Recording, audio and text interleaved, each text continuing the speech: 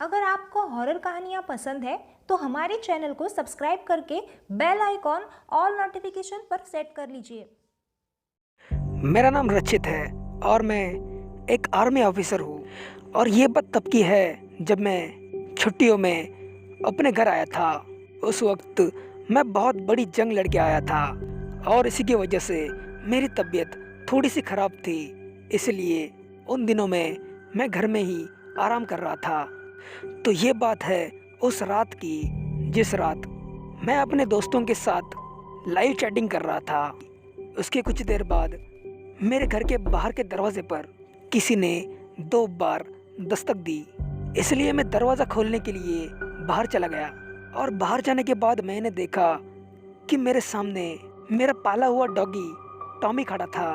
उसको देखकर सबसे पहले तो मैं चौंक गया, क्योंकि मेरा टॉमी तो पिछले साल ही मर चुका था। इसलिए मैं सोचने लगा, अरे ये तो अब यहाँ पर कैसे आ गया, आखिर कैसे। उसके बाद वो मेरे घर से दूर भागने लगा और मैं उसका पीछा करने लगा। उसके बाद मैं उसका पीछा करते करते जैसे आगे गया, वैसे ही वो कुत्ता वहीं से कहीं गायब हो गया। उसके बाद मैं उसी रास्ते पर रुक के सोचने लगा, लेकिन मरा हुआ पेट ऐसे वापस कैसे आ सकता है। आई थिंक मुझे ही कोई वहम हुआ होगा।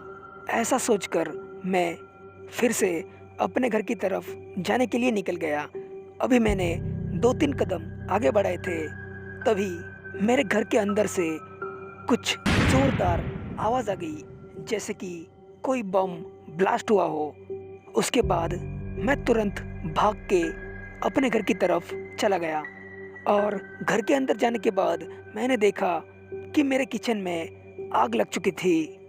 शायद मुझसे ही कुछ गलती हो गई थी, इसलिए वो आग लगी थी। उसके बाद मैंने तुरंत पड़ोस वाले लोगों की मदद ली और मैंने जैसे तैसे उस आग को बुझा दिया। अब इस बात को 4 साल बीत चुके हैं, लेकिन आज मेरी जान बची है सिर्फ मेरे टॉमी की वजह से। अगर उस वक्त उसने मेरे घर के दरवाजे पर दस्तक नहीं दी होती तो आज मैं जिंदा नहीं बच पाता। और उस हादसे के बाद मुझे रियलाइज़ हुआ कि मेरे टॉमी ने मरने के बाद भी मेरा साथ नहीं छोड़ा। इसका मतलब वो कहीं ना कहीं मेरे आसपास ही है।